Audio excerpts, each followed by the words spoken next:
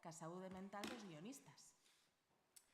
Entón, o primeiro que nos pasa casi sempre, que todos temos en común, sería este momento no que nos atopamos Iria, que facemos ca folla en blanco, que é algo polo que pasamos todos desde o primeiro día ata case o último, espero, non? Como podemos achegarnos a este momento, a ese bloqueo creativo, a estas cousas que, bueno, en principio nos pasan, sexamos tanto guionistas de series, de ficción, programas, que tan dura a situación. Ben, pois nada, moitísimas grazas por contar comigo antes que nada. Nada, gustame moito, fai moi feliz que o tema da saúde mental estea xa así como un poquinho máis normalizado en todos os ámbitos, non? Porque todos temos as nosas cousiñas. Iso din. Está moi ben falar delas. Ben, pois nada, queríamos un pouco centrar a charla tamén en cousas que entendemos que son como máis específicas do vosso colectivo, porque sí que pode haber outras cuestións relacionadas co laboral que compartamos tamén outros eidos, non? Pero cuestións como, por exemplo, a do medo a folla en branco ou bloqueo do escritor, creo que é algo que vos cae así como moi especificamente a vos, non? A todos os que nos enfrentamos en algún momento co folio en branco. Para entender o bloqueo do escritor ou o medo a folla en branco, eu creo que o primeiro que temos que reflexionar é sobre por que nos pasa isto, non? Dá medo. Está en blanco, claro, asusta. A folla en blanco, non? Que a folla, a diapositiva en blanco. Vale, pois como non vai a funcionar, podemos... Sí, ahora perfecto, podemos. sí. Non a todo o mundo lle pasa polos mesmos motivos, vale? Entón, hai como tres tipos de combinarse de diferente maneira segundo a persoa. Hai xente que digamos que hai un grupo que lle afecta máis, outra xente que pode que combine de varios tipos, non? Pero un pouco o que está na literatura, porque ademais hai moita literatura científica e neurocientífica sobre o bloqueo do escritor, é unha cousa que parece que nos preocupa moito, non? Sí. É que hai tres motivos fundamentales, non? De tres tipos fundamentais. Por unha banda,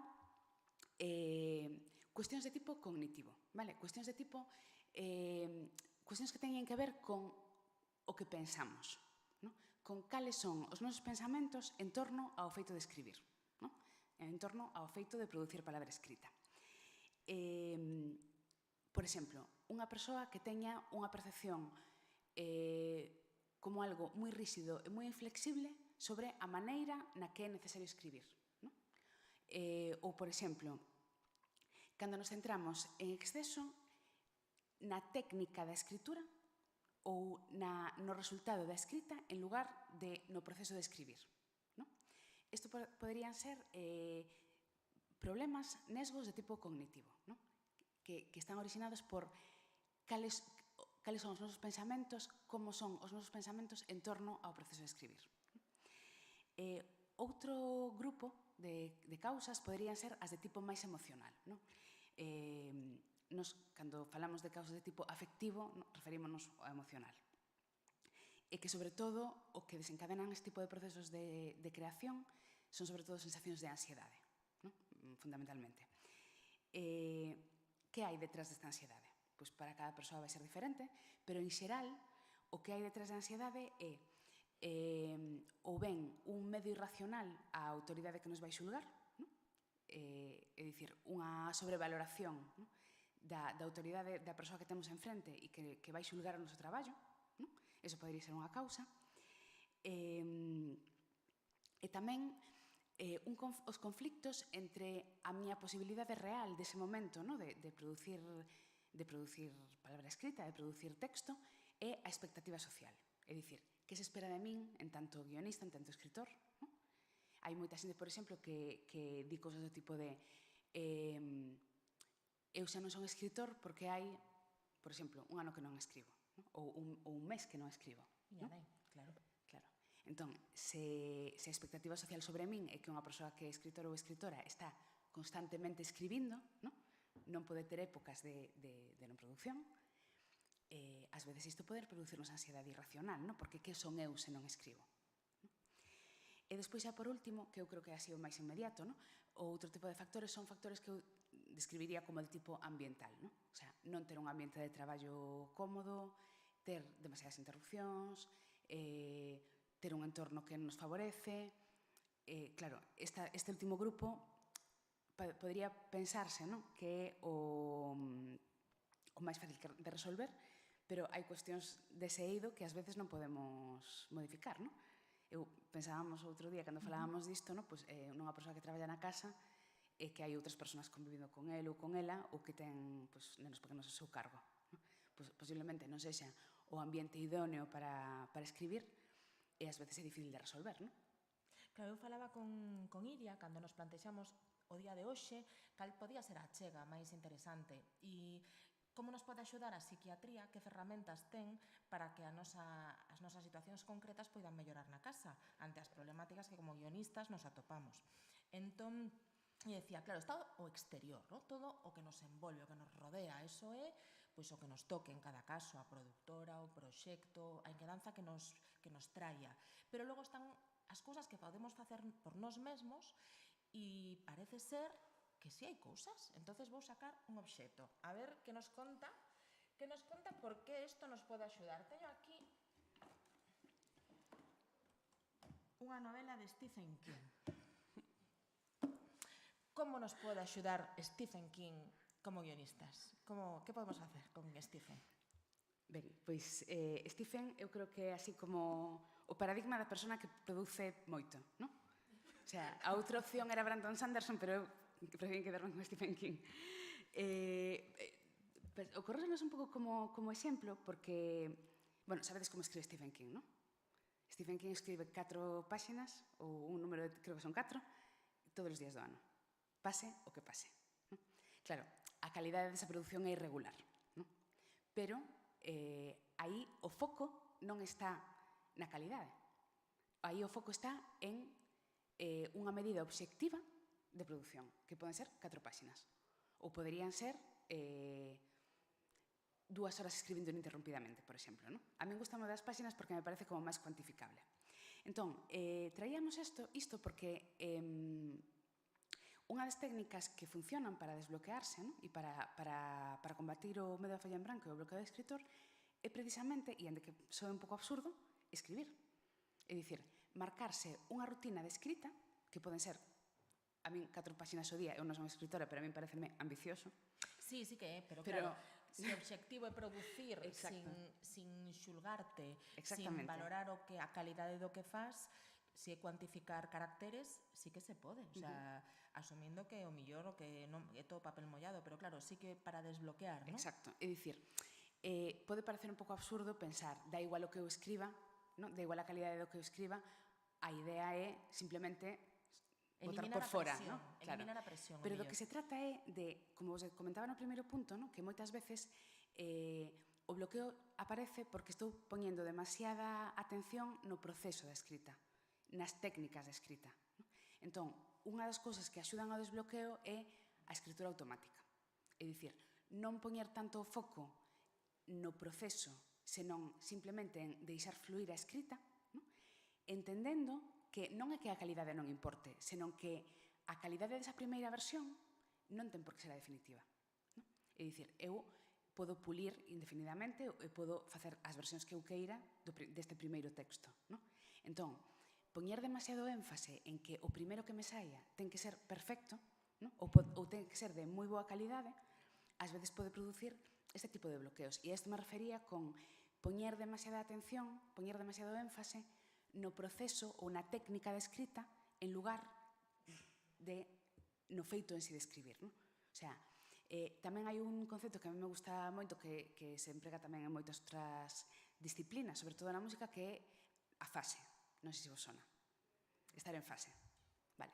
Este estado así como de casi de trance, que acadan, por exemplo, os músicos moi expertos cando interpretan unha peza que se saben de memoria e que poden estar como plenamente centrados no placer da interpretación e non tanto na técnica musical.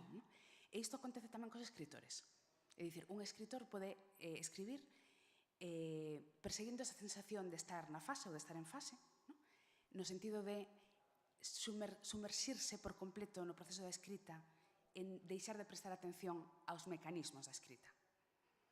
E isto bueno, aparentemente, polo que contan así os teóricos das neurociencias, pode axudar ao desbloqueo. A fase sería un pouco esta idea de que a inspiración nos pille traballando. Sí. Entón, de repente, se te atopas nese estado de gracia ou chegas a estado de gracia, que nos colla diante do ordenador, da máquina de escribir. Claro, isto é unha sensación subxectiva, é dicir, ti podes acadar ese estado e despois, cando revisas o que escribiches, dicir, bueno, pues isto realmente non era tan bo, non? Escribir e volver a escribir. Pero escribir tamén é reescribir, efectivamente. En principio, claro, porque a idea é que o cerebro é un músculo co que podemos traballar, non? Efectivamente. E temas de, digamos, de cognitivo-conductuais que podemos chegar a levar a que o noso cerebro reaccione de forma diferente. E iso nos leva a unha goma do pelo. Para min, das cousas que me explicou Iria, máis reveladoras. Nunca levo unha, a partir de agora vou levar. Ben, pois isto ten que ver máis coa segunda parte que co tema do... Bueno, realmente ten que ver coas dúas, non? Ten que ver con mecanismos máis de tipo cognitivo, máis de tipo de procesos de pensamento, e ten tamén que ver co que nos ocasiona a ansiedade, vale? Porque moitas veces estas dúas cousas van unidas, non? Nos facemos a distinción tan artificial entre pensamento e emoción, pero iso realmente na vida real non funciona así. Claro, estás estresado porque pensamento negativo, rumiatorio, non me sale, non consigo desenvolver unha idea, uns diálogos, unha escaleta, o que sexa. E entón empezan esos pensamentos negativos, non? Claro. E entón hai maneiras que nos poden axudar a reconducir isto. Xusto. Isto moitas veces nos chamamoslle rumiacións, non? Que é ese pensamento... Sí? Rumiacións, como cando unha vaca rumia a comida, non? É exactamente o mesmo proceso, non? Eso que vai dun estómago a outro e nunca acabamos de sacarlo da boca. Darlle voltas e máis voltas a algo e que non entón, leva moitas veces a ansiedade non ven desencadenada por nada externo, non? Sino que ven desencadenada polos meus propios pensamentos en bucle que non me están deixando traballar. Entón, unha maneira de frenar esos pensamentos é o que chamamos paradas ou stops de pensamento, vale? En primeiro lugar, é conveniente identificar cando nos pasa, que ás veces non é fácil. Porque moitas veces que xente que ten estes loops, ¿no? Estas rumiacións, pensa que o que lle está pasando é perfectamente coherente e que o normal cando algo me preocupe é estar continuamente pensando niso, ¿no? E non necesariamente, unha das paradas así máis famosas, que creo que incluso hai en alguna serie... Sí, eu vi nalgúna serie, creo que nunha dos Javis, hai pouco. Sí, eu vina en The Fall, a de Gillian Anderson, que ela tamén o fai. É algún estímulo físico intenso, ¿no?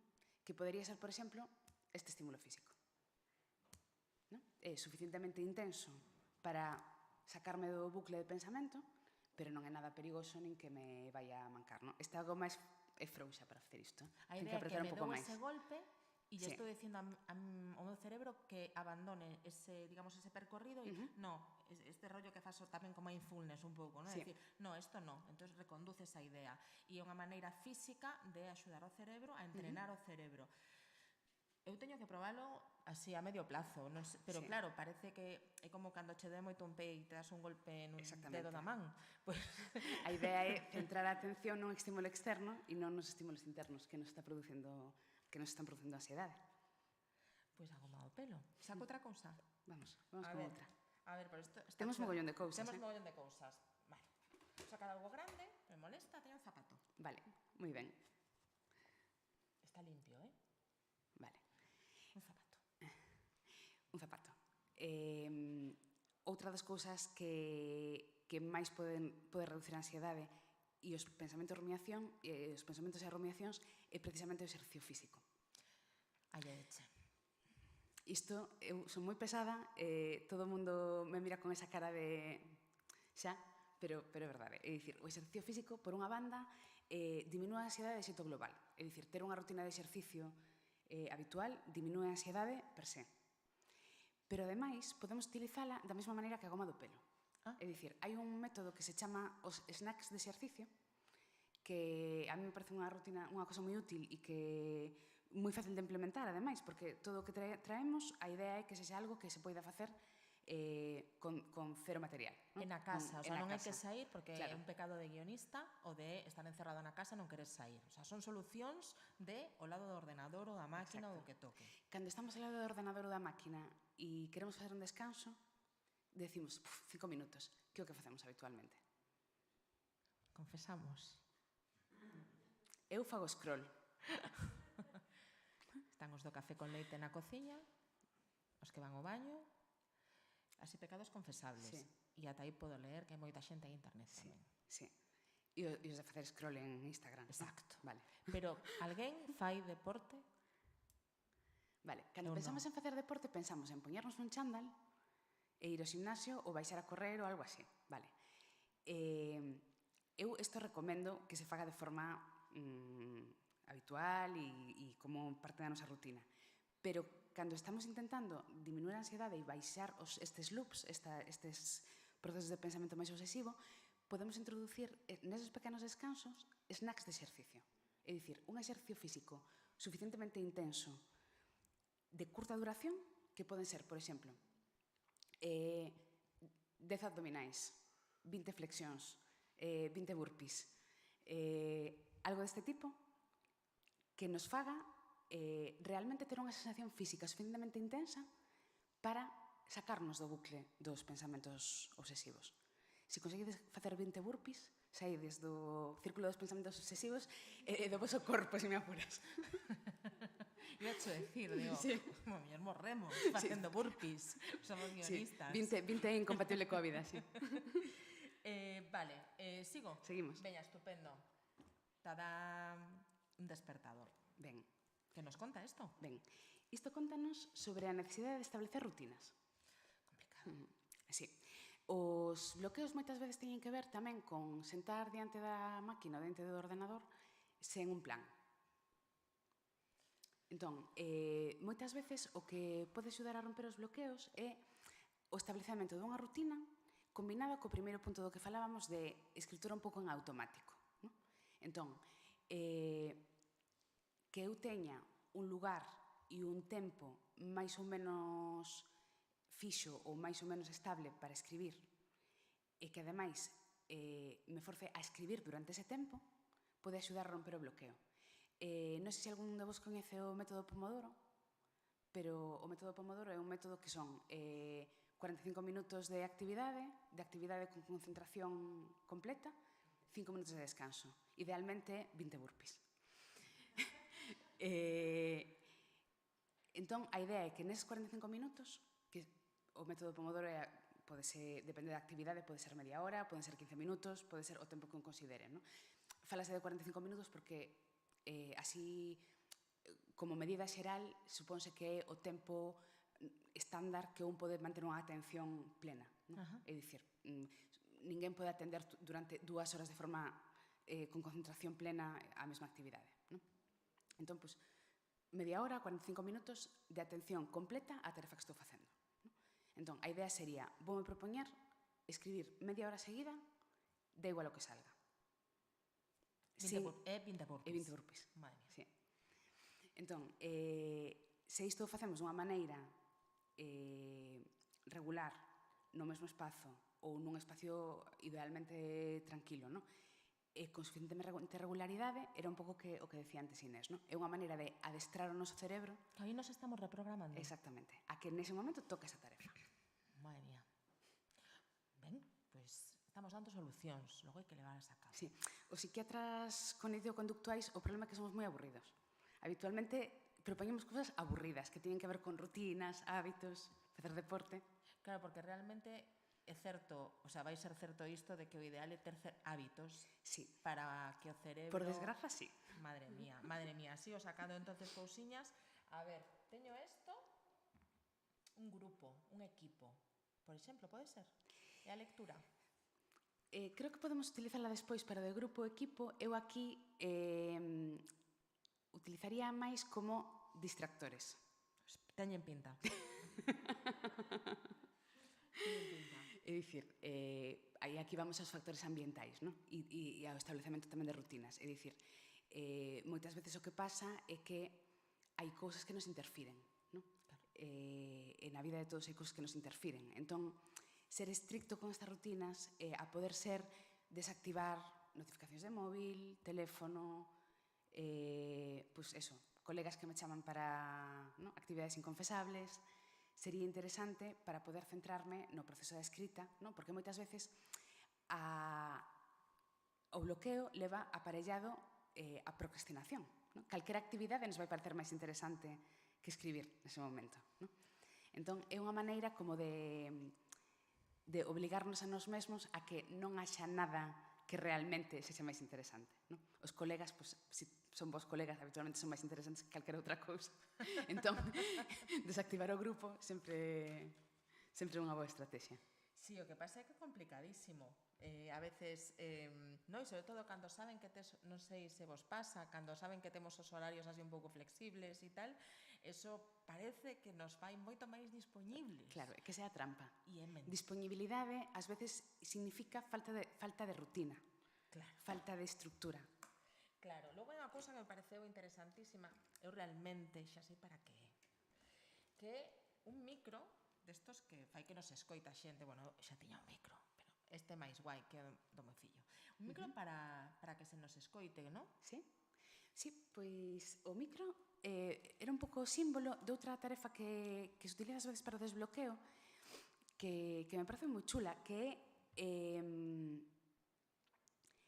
en lugar de, ás veces o que nos bloquea é o feito en sí de escribir. O sea, é o feito de teclear.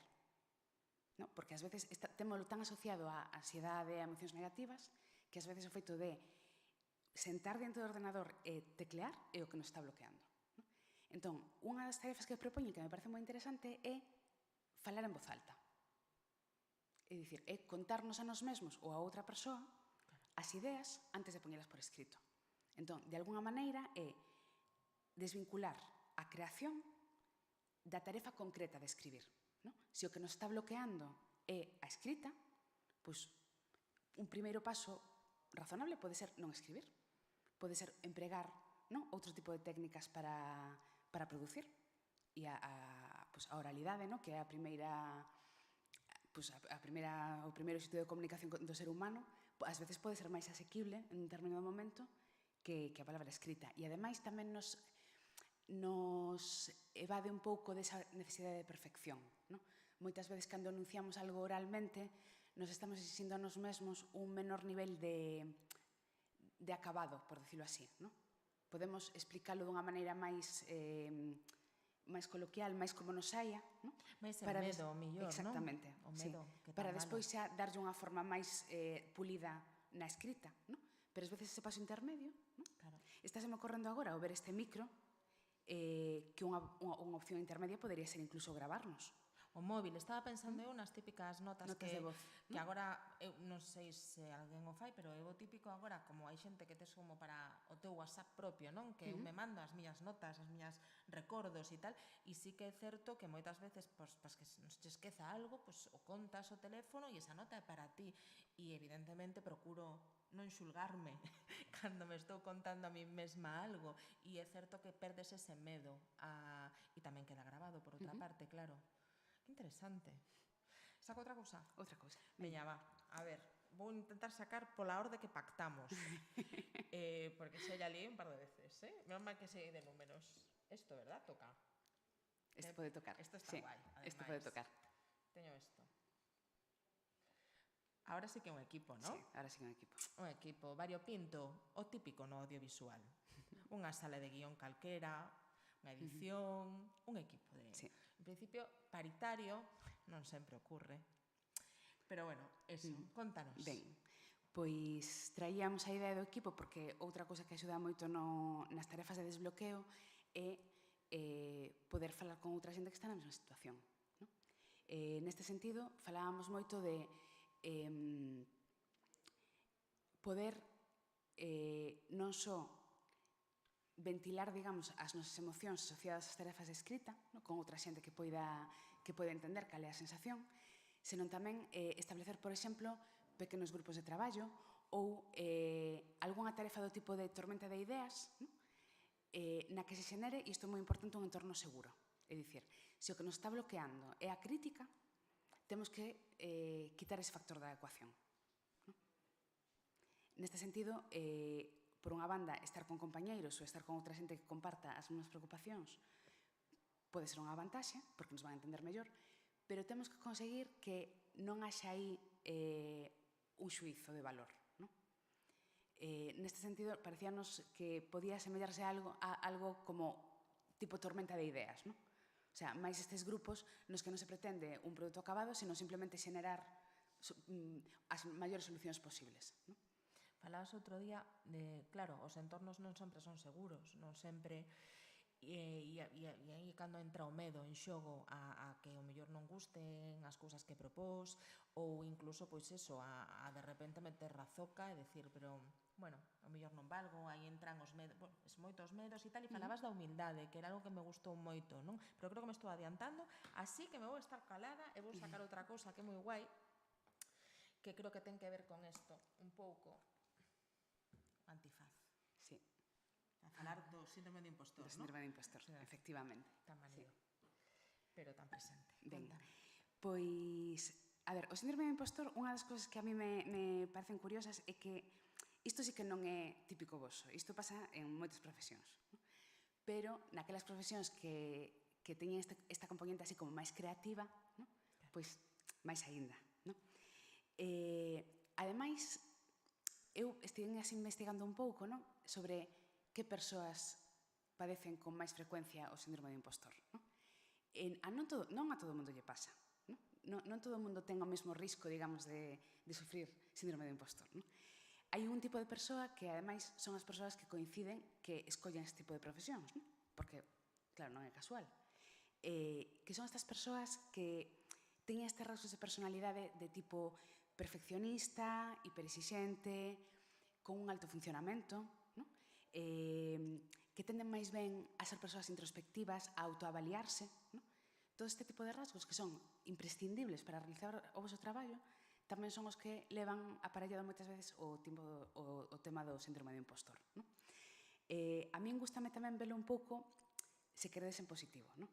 Para min, o síndrome do impostor é o oposto a outra síndrome que, cando estamos falando aquí de síndromes, obviamente non son síndromes patolóxicas, non están codificados en ningún manual de diagnósticos psiquiátricos, que é o síndrome de Dunning-Kruger, que non sei se coñecedes. Perdón? No. Non, ben, pois estes son dous investigadores que descubren que canto máis inútil é unha persona facendo algo, menos se dá conta do inútil que é.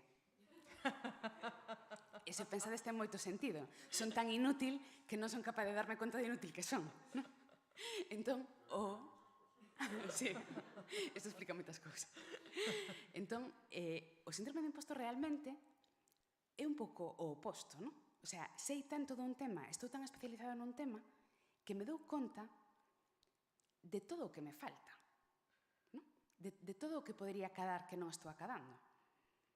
Pero claro, iso, o sea, a perfección, non? O grado máximo de competición nun tema, pois é un imposible, é unha entelequia, non? Entón, a min gustame un pouco como darlle a parte positiva, non? No sentido de que o síndrome do impostor, como mínimo, pois exíxenos a nós mesmas pois unha certa autosuperación, non? Non é como outro que pois, a túa propia estupidez protéxete dos efectos da túa inutilidade, non? Ben, entón, falabas da humildade porque un dos autores que revisei para esta charla que fala así máis do tema do síndrome do impostor, que ademais estuda en diferentes profesións, e unha delas é escritores e guionistas e outra é médicos, precisamente. Porque parece ser que tamén é unha cousa bastante frecuente. Porque ademais somos iguais, non? Perfeccionistas, hipercríticos, bla, bla, bla. Postula como posible estrategia cognitiva un concepto que me pareceu así como moi bonito e ao mesmo tempo que pode dar un pouco así lugar a malentendidos, porque así como moi clásico, que é o concepto da humildade. Non? A humildade como o oposto ao síndrome do impostor. O que postula un pouco é que para ser humilde hai que ser moi valente, porque a humildade require ser consciente das propias limitacións, poñer pouca atención ao ego, ao narcisismo, non? E ser consciente tamén do que nos achegan os demais. Claro, perder o medo a compartir, asumir que o mellor non gusta, e a mí que me resoou moito por dentro ese tema de cando podes confiar nun equipo de traballo e podes decir abertamente, eu pensei isto, pois na ducha pola noite, ou teño isto anotado, e dicilo sin medo, compartir.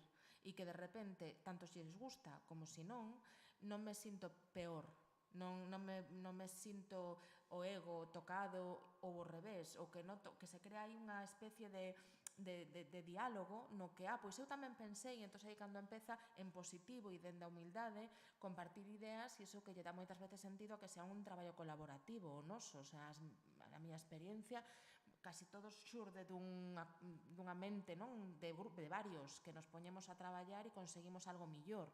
Entonces, se non tes medo a ser humilde, asumindo que mellor as túas ideas non gustan, me parece super, a min, novedoso incluso. Digo, Sí, a mí parece como un concepto así moi clásico, ¿no? Porque soa un pouco a catequese. Rupturista, pero, o sea, me abro un pero canal ao mesmo e... tempo, claro, hai unha cosa que me gusta, o tema de a frase así que apuntei foi foco relativamente baixo no ego, ¿no?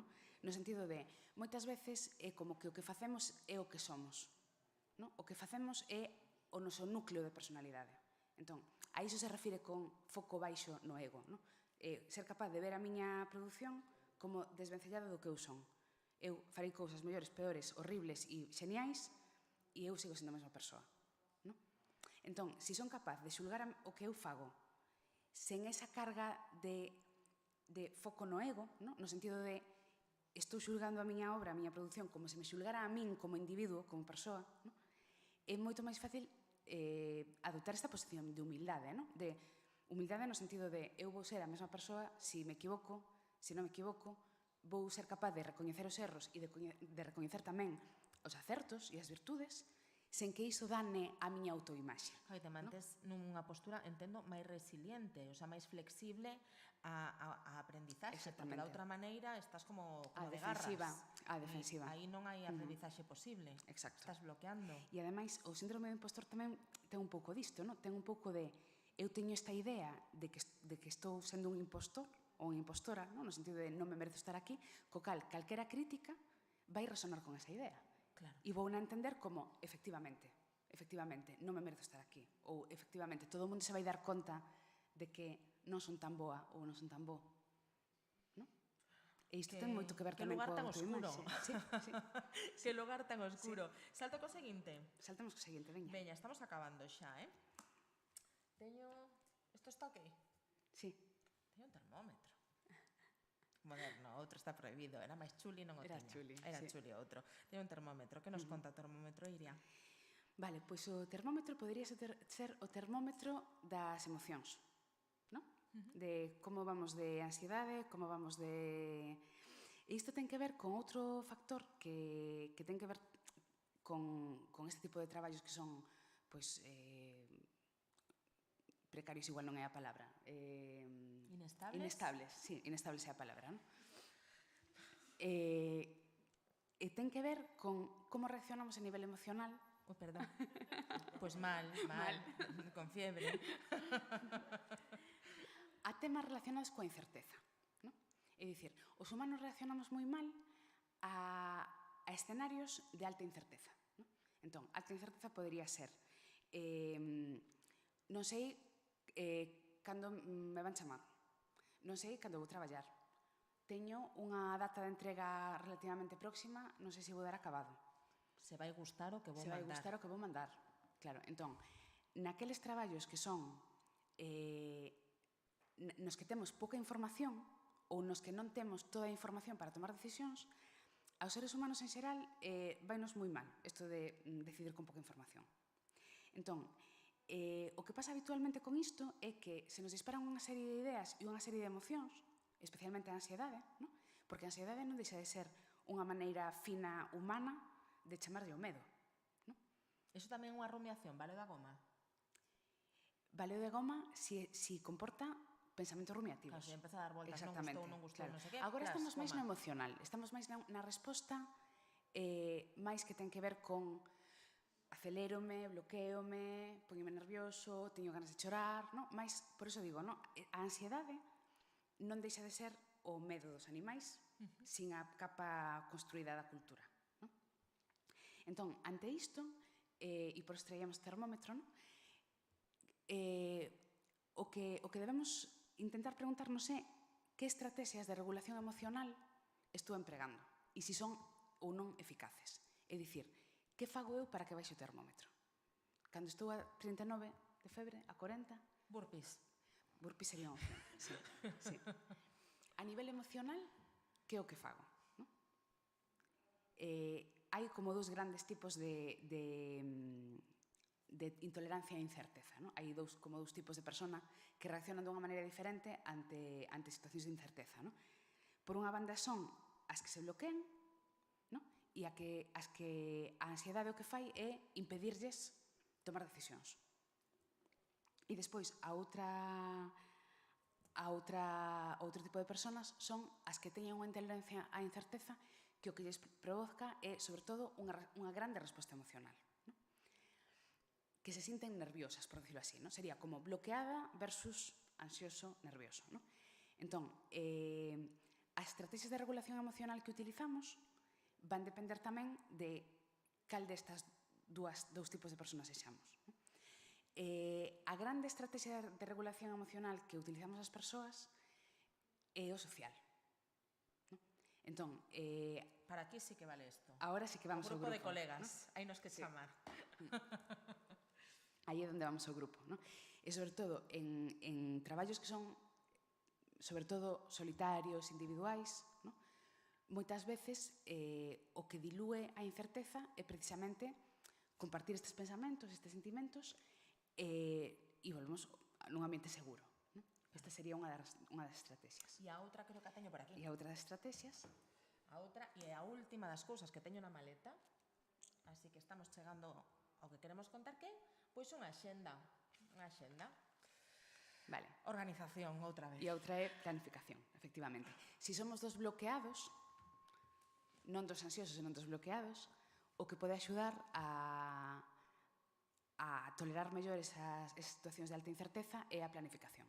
No? É dicir, hai moitas cousas que non sei, pero si podo establecer como mínimo unha planificación para facer aquelas que si sei. No?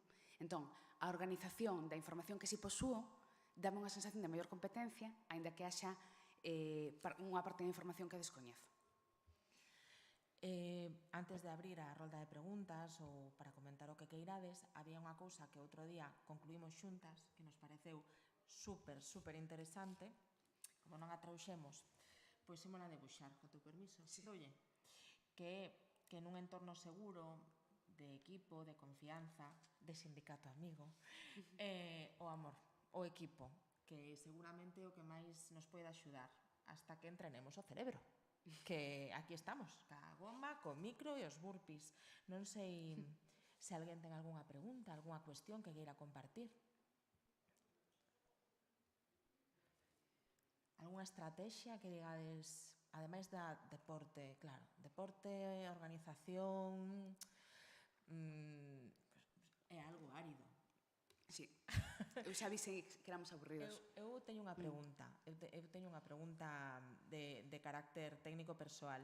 Entendo, eu agora teño un fillo pequeno, os espazos de traballo, a importancia que ten neste asunto das rutinas ter un lugar no que traballar, porque moitas veces traballamos na casa, canta importancia temos que dar, ten pinta de que moita, a ter un lugar rutinario no que traballar, ou podemos facer isto que fan os influencers de levar o ordenador ao medio da montaña e entón vou ser igual de creativo. Claro, a mí non me funciona e é complicado a veces. Mira, depende un pouco da persoa. Hai xente, eu diría que ten que ser un espazo organizado.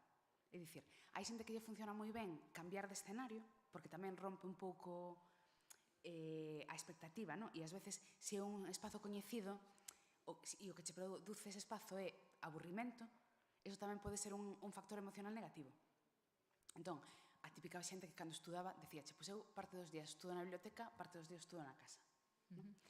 Eso pode ser unha opción para moitas persoas, pero eu diría que, independentemente ou non, de que sexa o mesmo espazo, ten que ser un espacio de traballo organizado. É dicir, isto de traballar na cama, coa tele, no sofá, poñer a lavadora, ter que estar levantándose 50 veces porque non teño todo o que necesito no mesmo sitio, para os bloqueos vai mal e para a produción vai mal. Entón, eu sí que animaría a ter un espazo de traballo o máis organizado posible, sexa ou non sempre o mesmo. Por exemplo, a min vaime moi ben o digital, prácticamente non utilizo papel, entón o que teño é un escritorio e unha carpeta de documentos moi ben organizada. Invisto moito en que iso estea ben organizado, porque sei que teño todo a man e que o teño todo aí. Entón, eu sería a persoa idónea para ir co portátil dun lado para outro, porque sei que non me faría falta nada. Pero entón, inviste en ter un escritorio organizado. O sea, non me teñas 500 documentos abertos e teñas que tardar 2 horas en atopar o que necesitas. Iso pasa. Din Sí. de que pasa. Pois, se non hai máis preguntas, algo que nos queiras contar que quedou aí? O único que falamos moito de técnicas así como máis externas, non? Eu animaría tamén a desenvolver o que chamamos os psiquiatras a metacognición, que é facernos conscientes dos nosos procesos de pensamento. Antes dixen que había moita xente que tiña pensamentos rumiativos e que non era consciente, non? Pois co outro tamén, non? O sea, se teño un bloqueo ou se teño ansiedade, preguntarme a min mesma que é exactamente o que me está producindo ansiedade e facerme consciente de cales son os pensamentos que me están asaltando e que me están producindo moitas veces ansiedade, porque ás veces non é a situación. Ás veces é o proceso de pensamento que me está generando un determinado gatillo, non? Unha determinada cousa que me está... E aí se detectamos algún comportamento patolóxico, imos decir... Sí, eu non diría patolóxico porque estamos falando dentro da normalidade, non? Pero sí, como mínimo, ser capaz de concretar que é o que me está afectando negativamente. E que che afecta a vida diaria, o mellor aí sí que podemos valorar falar con pues, un psicólogo mellor ou un psiquiatra que nos axude a identificar o problema e darle unha solución. Exactamente. Pois como cando vemos a dentista para o noso dente. Eu teño unha pregunta así, que non sei moi ben como funciona, pero non sei así. Eu teño un amigo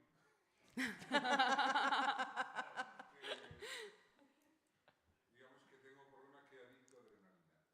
Sí. Necesita a presión da data de entrega para poderse traballar e producir. E ter a sensación de non só de que o produces, de que vas chegar a tempo coa presión, senón que cando mellor escribe. Moi típico. É un amigo que ten serios problemas mentales. Como se podería paliar ese problema? Porque ao final non deixa de ser un período de tempo no que o sufrimento é Brutal. non só contigo, senón con toda a xente que convives, exactamente cales son as causas, cal pode ser a solución. A ver, habitualmente este tipo de xente o que pasa é que procrastina moito, non? E a día, ata o último momento, eu non diría tanto que é un adicto a adrenalina como que é un adicto a procrastinar, probablemente. A ver, o que se recomenda habitualmente neses casos é xerar ti datas de entregas parciais antes da data de entrega real, digamos. Para moita xente é difícil manter o que chamamos o locus de control interno, é dicir, ser eu mesmo o que me obrigo a min mesmo ou a min mesma a facer tal cousa tal día, non? Se eu sei que a data real é 2 meses despois, non? Entón aí, se é difícil para esa persoa ter a disciplina de fixarse a sí mesmo datas de entrega parciais, non? O ideal sería poder ter outra persoa de referencia que sexa importante e que sexa unha autoridade para esa persoa que lle axuda a marcalas. É dicir, poder facer como unha especie de auditoría externa con alguén en revisións parciais antes da data real de entrega. Eso sería unha opción. Como tutor de tese. Un bo tutor de tese fai iso, efectivamente. Claro. Non che deixalo todo para o último momento. E iso serviría para a parte inversa. Quero dicir, para as persoas que tamén teño amigas. Entón, dices a data de entrega de algo que dentro dun mes, pero ti queres ter mañá, porque se tens tempo para darlle voltas, Claro. para poder compartir, que che ten opinión, entón ti queres algo que sabes que tens que entregar un mes e ti queres telo, non mañá, pero nunha semana así, para que che dé tempo. Mellor, claro.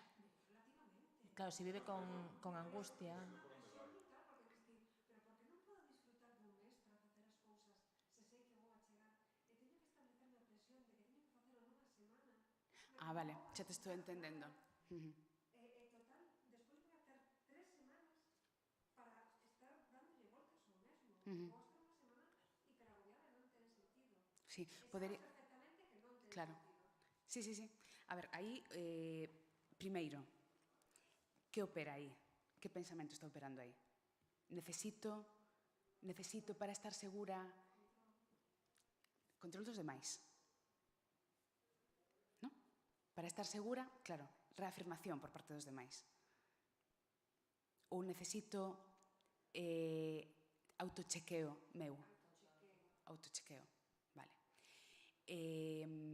Opción, plantear tamén datas parciais, ¿no?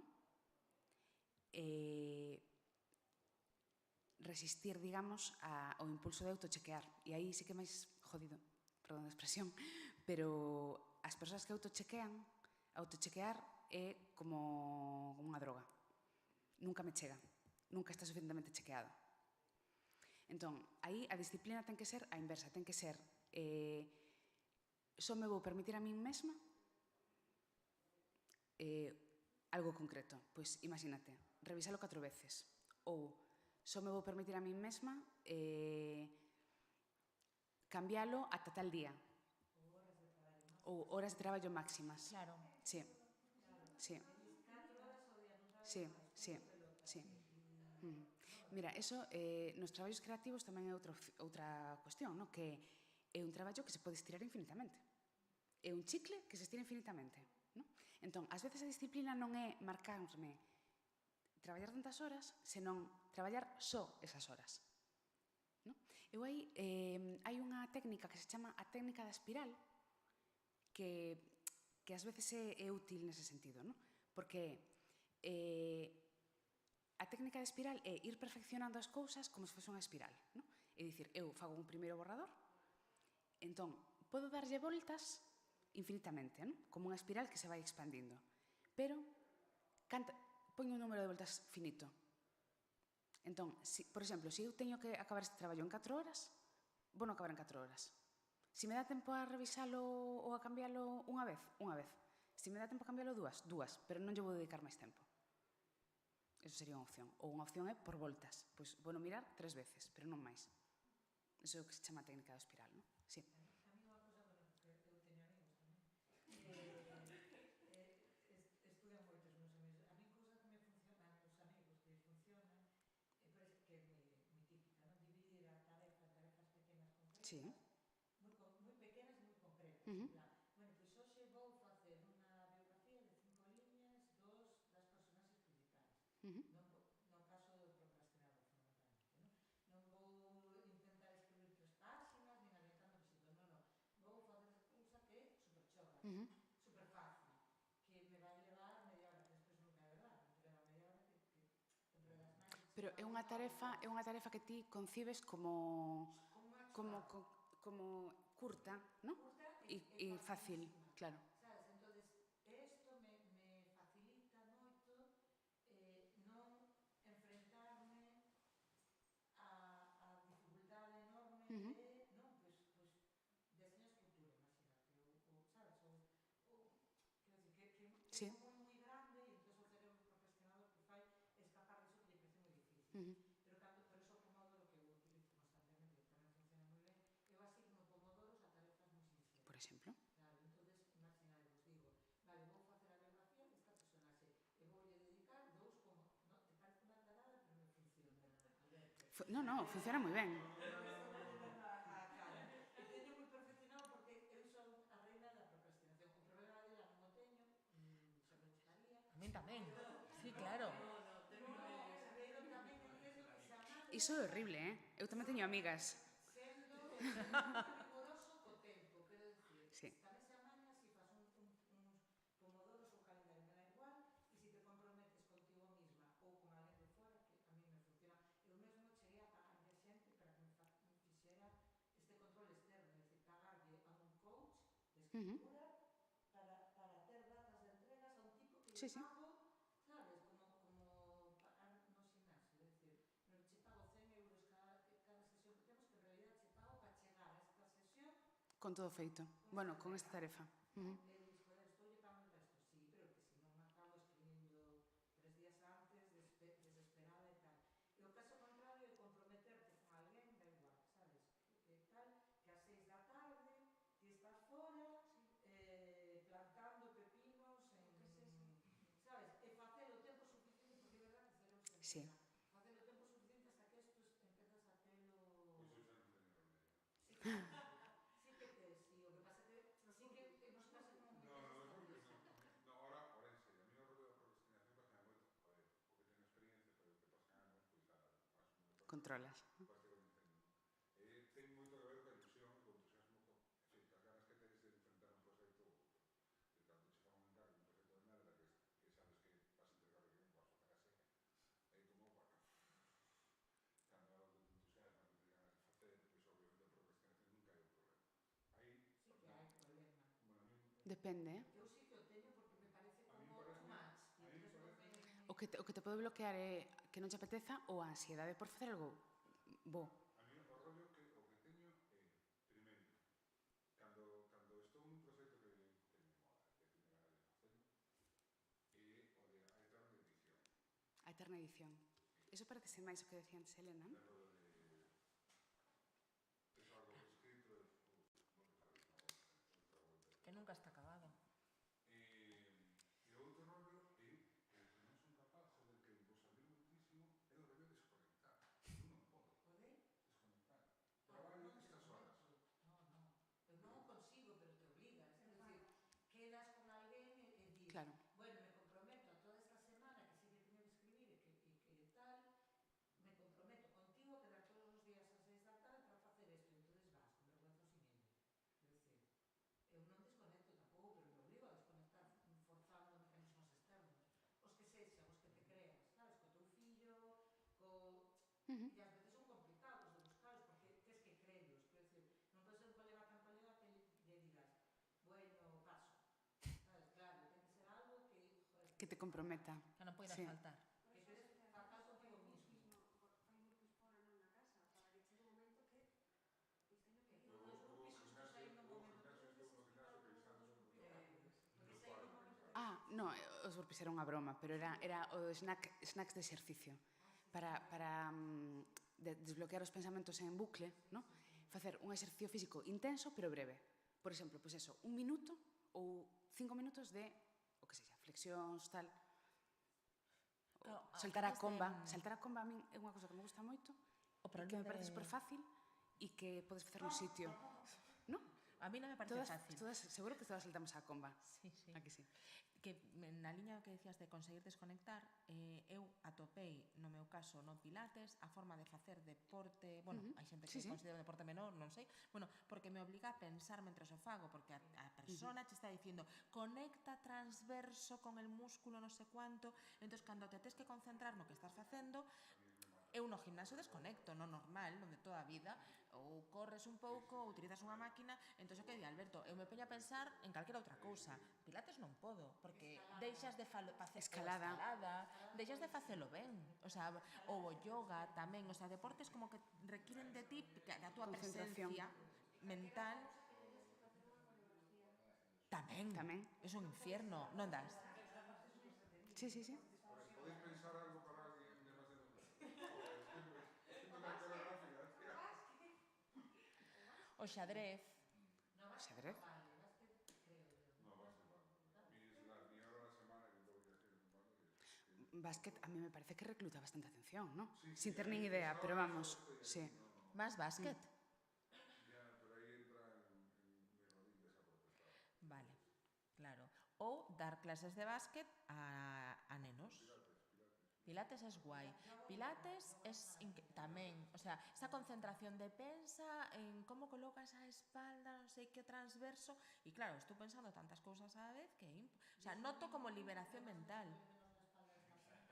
Sí. Sí, o da espalda, unha pasada, como Sí, a colocas. o tema dos snacks de exercicio tamén se recomenda un pouco polo tema que moitas veces son traballos moi sedentarios e que moitas veces o que te está interferindo ás veces en que non te decates son temas físicos.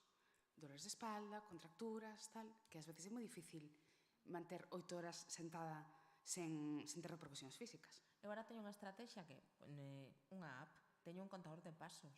O sea, empecé a estar preocupada pola cantidad de poucos pasos que facía, exacto, aí te veo. e puxo un contador de pasos e teño un límite comigo mesma, a verdade, o sea, que me dé a vergonza abrir o contador de pasos se non chego a un límite. Entón, fago 5.000 o día e moitas veces termina, son as 8 da tarde e teño 2.000 e digo, madre mía. Digo, veña, pois vou correr, eso, a camiñar medio rápido por cerca da casa, sin máis. E digo, veña, chego aos 5.000 por vergonza. Digo, pero non pode ser, porque son traballos moi sedentarios, moi sedentarios. Watch que te obliga a levantarte, que decir, esto es una chorrada. Funciona porque Sí, sí, sí. te da un calambre, bueno, calambre. Sí, vibra. A goma. É máis cara a goma. No, pero yo decía, no me voy a levantar, pues sí que me levanto, porque digo... Sí, porque de repente cobras consciencia de que levas X horas sin moverte. Claro, y te vibra y dices, bueno, vale, me levanto. Sí, sí, non es consciente. Exacto, exacto. Y es fatal, porque después te duele la cabeza, la espalda, es fatal. Te contracturas. Vas de mala hostia, claro, es Tienes un... la sensación de que no has producido, es hostia, este problema tengo que arreglarlo, cómo coño mato a este personaje. Y es como, vamos a tomar un café, sí, sí, vamos a tomar un café. Y estás matando al personaje, Sí, igual sí. es como... No, yo no desconecto, yo estoy en la ducha, paseo por la calle, me voy, o sea, me quedo alelada en el... Porque estoy pensando en la historia que estoy escribiendo. Así. Pero que o peor momento é dormir, a hora de Sí? ter que desconectar. O sea, hai alguna... Mira, aí hai como... Bueno, seguro que escoitexes mil veces. É que ás veces son cousas moi obvias, pero que non as facemos. Pero o tema das rutinas de volta á calma, funciona super ben. O sea, que ti pretendas levantarte da mesa ás 12 da noite e que fagas así, cloins, e que te quedes dormida, eso non pasa. Entón, establecer unha serie de rutinas como de baixar, de levantar pedo do acelerador, ¿no? Antes de deitarse, e que esa rutina sexa relaxante para ti, que non para todo o mundo ten que ser o mesmo, ¿no? E que sexa algo predecible para o teu cerebro, e volvemos ao mesmo, ¿no? O teu cerebro ten que asociar determinadas accións con baixar das revolucións e volver a calma. Entón, habitualmente o que se recomenda, pois non pantallas como mínimo unha hora antes, ¿no? Actividades do tipo de lectura, meditación, un paseo a poder ser... Aí sí que non un exercicio físico moi intenso, pero sí un exercicio físico, por exemplo, unha sesión de yoga sería perfecta. Establecer esa rutina de forma máis ou menos coherente, ¿no? Para que o teu cerebro aprenda que iso é como que nos vamos á cama. É fácil para os demais, que non, porque eu fago ahora con neno, o sea, eu teño un neno moi pequeno, Sí, sí, claro, que con e eu eles funciona moi fago ben. con neno unha rutina que ás 9 da noite está na cama, lle leo un conto e sistemáticamente, porque temos o conto normal e o de ollos pechados. Entón, co de ollos pechados quedamos os dous dormidos, eu aos 15 minutos esperto e tal, pero casi sempre me resulta, nunca pensei da miña vida adulta quedarme dormida ás 9 da noite con tanta facilidade. Claro, porque lle estou a él implementando unha rutina e resulta que funciona tamén conmigo, pero claro, eu quero seguir, teño cousas que facer. Pero que estas cousas que facemos cos nenos de baño, Exacto. conto, luz apagada... Aplicalas en nos mesmos. Claro. Perdón, Rodolf, creo que ten algo que decir. Yo tenía dos. Una tiene que ver con esto que estamos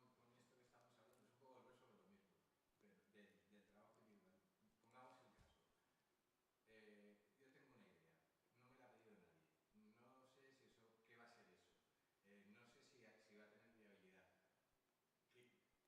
Como no sé nada, al final nunca te pones a escribir. Entonces, ¿cómo romper esa inercia de decir, nadie me ha pedido nada, nadie, no sé, no tengo una idea muy clara, no sé si esto va a ser viable, voy a tener que dedicar un montón de horas de tiempo, de entusiasmo y demás? Y dices, pues casi me voy a correr o a poner lavadoras o a correr y poner lavadoras, o poder salir con el niño, sacar los Claro. amigos, hacer bookies de estos, hacer lo que sea, antes de ponerme con esa idea que es tan incierta y es todo tan especulativo, es algo que es íntimo y es tuyo, que además sabes que te va a suponer un sufrimiento porque al final vas a poner mucho de ti en eso, que luego el resultado, el esfuerzo es tanto y luego el resultado es tan incierto que a lo mejor nunca encuentras el momento de enfrentarte a ello, ¿no? Esa es una A, y la otra es una cosa que no tiene tanto que ver con el trabajo individual como el trabajo en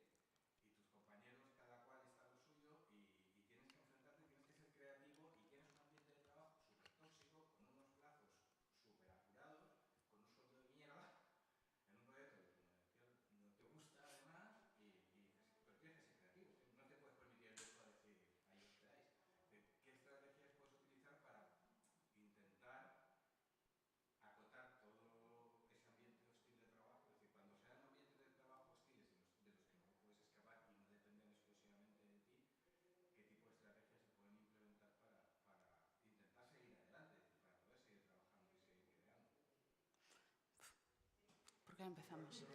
Guau, guau, guau. La segunda encontré la solución. Sí, imprimí todas las facturas que pago cada mes. Las tengo ahí a la hora de... No sé qué decir. No sé qué decir. No, pero es una joya de tierra. Mira, yo a la segunda diría, ¿cuánto me pagan? Y lo que me pagan, ¿qué cubre? Es decir, le voy a dedicar a esto el esfuerzo mínimo necesario. Estoy pensando en un proyecto que no me gusta, ¿eh? Y ni un minuto más. Es decir, yo creo que también hay un poco la cultura esta que lo que llaman los anglosajones la milla extra, ¿no? Como que siempre se nos pide dar lo mejor de nosotros, lo más de nosotros, ¿no? Pues hay veces que sí, veces que no. O sea, y yo creo que hay veces que no merece la pena luchar esa batalla. O sea, la milla extra para quien la merece. Exacto. Pero yo voy a hablar otra vez también de un amigo, ¿no? Que se enfrentó, después de mucho tiempo, está haciendo muchas cosas, le surgió la oportunidad de trabajar en un proyecto de ficción. En el primero está bien pagado, está muy bien pagado, claro, bien pagado en términos comparativos. Y claro, dices, ostras, está bien pagado, es una oportunidad, es la oportunidad de hacer aquello para lo que pensabas que te habías formado y que te apetecía hacer, y de repente aquello es el puto infierno. Horrible. O sea, el puto infierno, que tienes un jefe que es un sádico, tus compañeros te están poniendo zancadillas, hay que sacar aquello con unos plazos inverosímiles y no te puedes ir, porque dices, bueno, aquí no está bien, la oportunidad es la oportunidad de progresar y de abrir una vía profesional que es la que yo quiero seguir. Y dices, pues al final la recompensa en principio es interesante, pero claro, el precio a pagar. Claro. A ver, y yo después creo que ahí ya nos metemos en temas que es... hay gente que son psicópatas narcisistas que deberían estar ellos en tratamiento. Entonces, a lo mejor el problema no lo tenemos los demás. Es decir, sufrimos las consecuencias, ¿no? Pero a mí esto me recuerda a cuando te preguntan, ¿no? ¿Cómo puedes hacer para convivir con tu marido maltratador? O sea, esto sigue pasando en consulta, ¿no? Mi marido es un maltratador. Entonces, dame tips para tolerar el maltrato. Pues... Es lo que está pidiendo Rodolfo. Claro, claro. Mi risa fue porque, perdón por la risa, ese fue presión directa con los Boutris. No, que no nos interesa que se les ponga más fuerte. Bueno, Claro. yo, perdón, pero creo que es el siguiente paso, que yo, esto lo hablamos estos días, pero creo que en el audiovisual hay una cultura laboral de maltrato Muy y tóxica. muy tóxica, Muy tóxica. que yo os digo que me considero medio nueva en el mundo audiovisual, para esto no es no tan nueva, pero un poco, pero que vengo de la docencia, del periodismo, yo estos niveles de toxicidad, de que se normalice el maltrato sistemático, pero que no, o sea, no es contra uno, es que es como que dices, joder, porque esto está... Claro, es que yo creo, por eso digo, yo creo que ahí no hay algo, no es una estrategia individual de qué puedo hacer yo para tolerar una situación de maltrato. Es una situación, claro, exactamente. Claro, pero como colectivo obviamente se trata de intentar generar rutinas de trabajo más sanas, pero...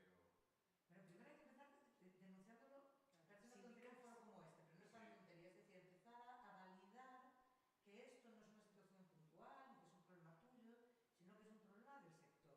Y a lo mejor esto hay que empezar a decirlo de verdad, ¿eh? Y a situar las responsabilidades en quien le corresponden. No es mi responsabilidad tolerar esto, es responsabilidad de, ¿no?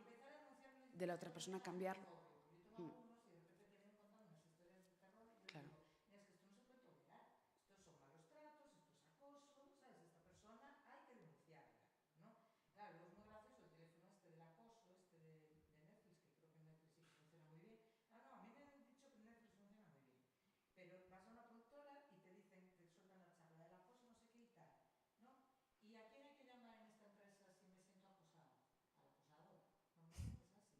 Enseñan que no, Sí, sí. le denuncias el acoso es al acosador. Entonces, que voy a ir a decirle a él, mira que es un hijo de puta que nos estás maltratando a todos. No, esto no funciona así. Entonces, hay que buscar unas dinámicas donde la gente entienda que es un maltrato, pues a lo mejor hay que darle charlas a los señores que están arriba también, explicarles, no puedes insultar, no puedes vejar, esto es una vejación, no puedes matar, esto es una vejación, decirle a alguien que es un inútil en público,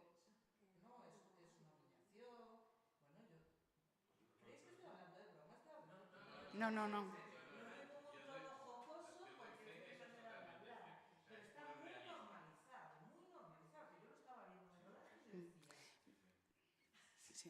Mira, para tratar con psicópatas narcisistas hay una técnica que se llama la técnica de la piedra gris. No sé si la habéis oído alguna vez. No, pero nos interesa. Pues se trata de convertirse en una piedra gris. O sea, ser lo más anodino en el trato con esa persona posible. Y cuando digo anodino me refiero intentar no destacar ni por arriba ni por abajo, porque además las situaciones de acoso se pueden dar tanto a las personas brillantes como a las personas que se perciben como débiles dentro del equipo, ¿no? Pasar lo más desapercibido posible y después ser cero reactivo emocionalmente. Cero reactivo emocionalmente. Porque generalmente esta gente con lo que disfruta es con el daño que infringe. O sea, es que es muy fuerte decirlo así, pero es verdad. O sea, aprovechan una situación de poder, pero lo que están persiguiendo no es el resultado con mecanismos erróneos. Muchas veces lo que están es disfrutando del poder que ejercen. Entonces, si tú consigues pasar lo más desapercibido posible y ser lo más reactivo emocionalmente posible, evidentemente lo vas a pasar mal, pero vas a tener menos boletos para estar en el punto de mira. y hay técnicas que se aprenden, cuesta trabajo, pero por ejemplo, no aceptar las premisas, ¿no? Claro. Entonces cuando te dicen, es que tú eres no sé qué, no sé cuánto y tal, no responder, bueno, pero es que tú me dijiste... A eso me refiero también con la reactividad emocional, ¿no? Claro. O sea, tú te estás poniendo como un energúmeno, pero yo no entro en esa... ¿no? No me doy por aludido. Siento que lo veas así, pero o no voy a contar, Claro. no voy a continuar esta conversación, Sí. o yo no lo veo así, pero yo no lo veo así no es darle argumentos, hay que no darles argumentos, porque en el momento que les das argumentos entras en el juego. Entonces dices, bueno, yo no lo veo así porque yo creo que tú también eres una persona muy agresiva cuando te trata, ah, sí que yo soy agresivo porque tú eres no sé qué, porque tal, bla, bla, bla. Entonces no se les puede entrar en el, claro, directamente hay que pero es complicado. Es complicado, ¿Lo claro. dijiste irónica o...?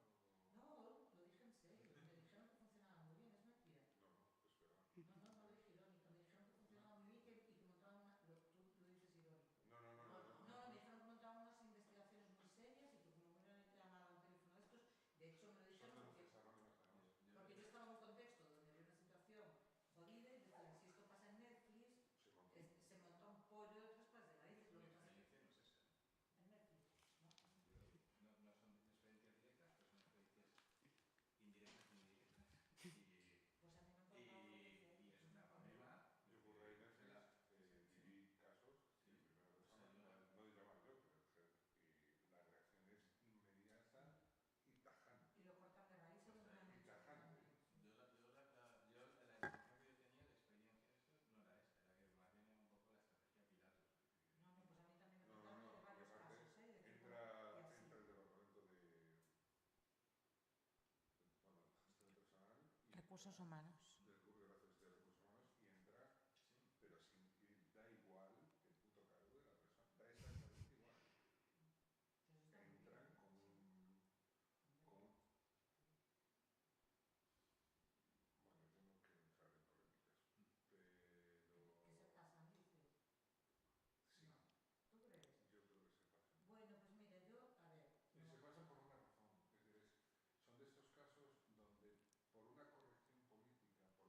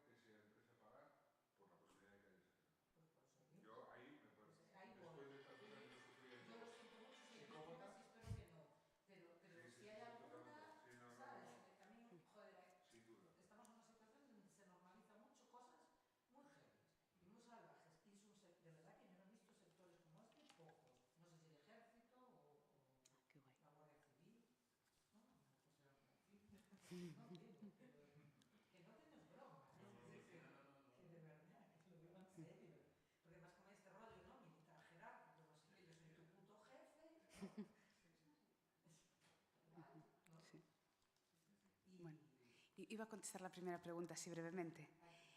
Yo te recomendaría establecer un tiempo breve y que sea la primera tarea del día, lo del proyecto personal. Es decir, a veces lo que nos bloquea es, volvemos a lo de antes, ¿no? Es lo que decías tú antes. Va a llevar un tiempo ingente, voy a destinar una cantidad de recursos salvaje y no sé a lo que va a llevar, ¿no? Entonces, no es lo mismo pensar, le voy a dedicar a esto, no sé, ¿cuánto lleva un proyecto habitualmente? ¿300 horas? Es una salvajada, no sé, 1000 horas.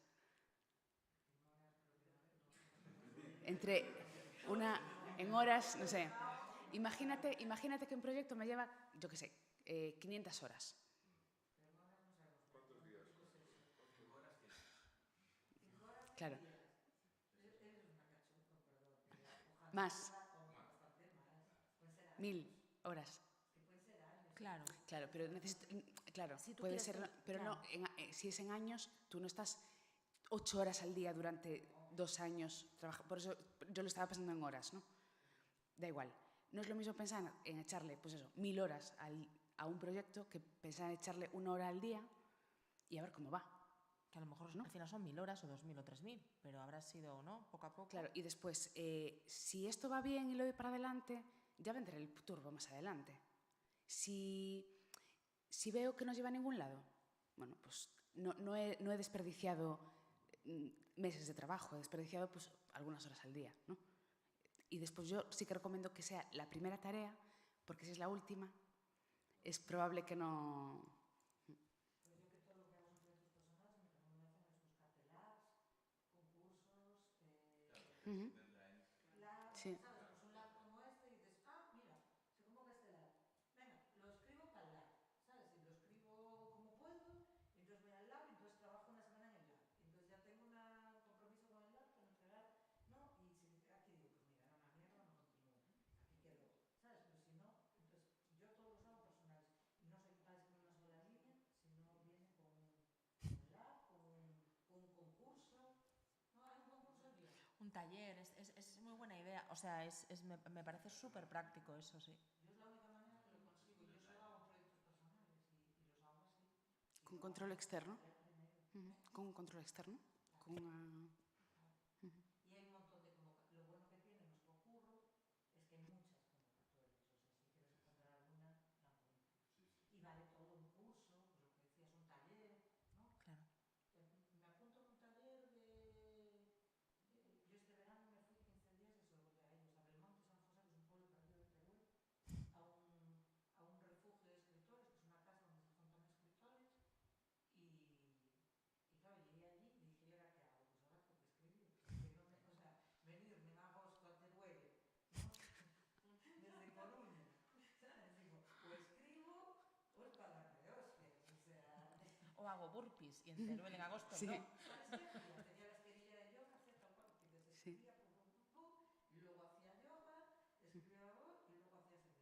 Pero mira, si te fixas, todas as cousas que hai como para axudar a escribir reúnen todas as características. O que se monta, digo, fora do que podes facer ti, pero reúnen a característica de cero distraccións, rutinas, tempos medidos, social, ¿no?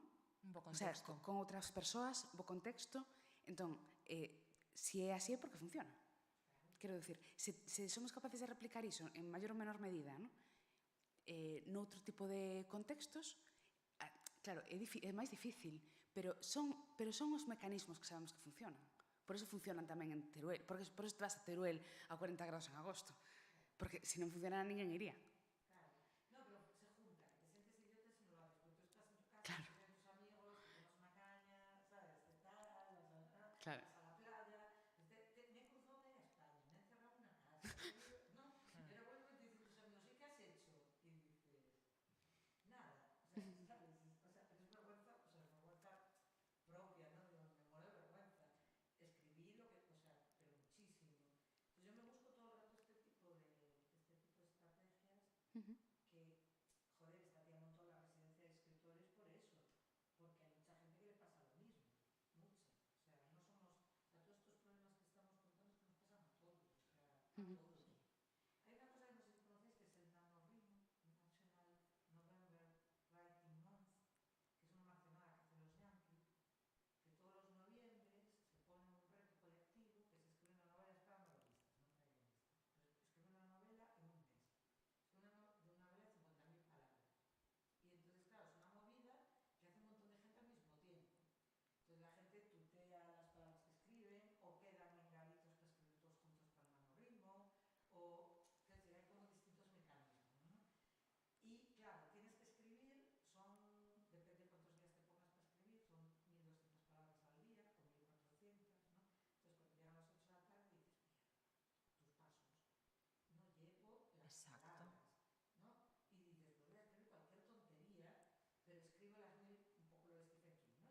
desconecto a produción do resultado. Pero durante un mes, durante un mes, no es durante toda mi vida, es solo un mes de mi vida voy a hacer esta mierda, ¿no?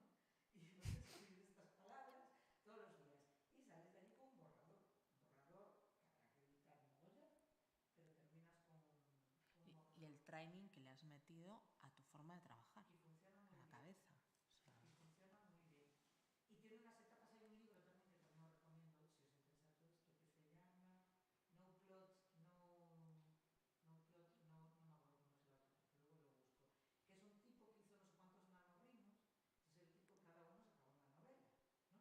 Y entonces dijo, bueno, pues ahora ya soy un escritor serio, me voy a pedir 3 meses de excedente de trabajo a escribir la novela. En esos 3 meses reordenó todos los armarios de su casa. ¿No? Y entonces el tipo hizo un análisis muy lúcido de todos los procesos que pasas, incluyendo una cosa que yo creo que nos ha pasado a todos, que es cuando llegas al 80% del proyecto en el que estás y dices, esto es una puta basura, no me interesa a nadie, ¿por qué llevo invertido todo este tiempo en este proyecto que realmente es una basura? Y salvo que del otro lado haya alguien que te paga y se lo tengas que entregar, sí o sí, hombre, a la tele, manda. Chao el proyecto. Pois menos mal que chega agora, porque antes non había sitio. Isto, non sei se queredes seguir ou algunha cuestión queda no aire. Pois lle damos as gracias a Iria por esta maravillosa charla. A verdad que foi un auténtico placer. A vos, foi un placer. Gracias. Gracias a todos. Jo, sinto.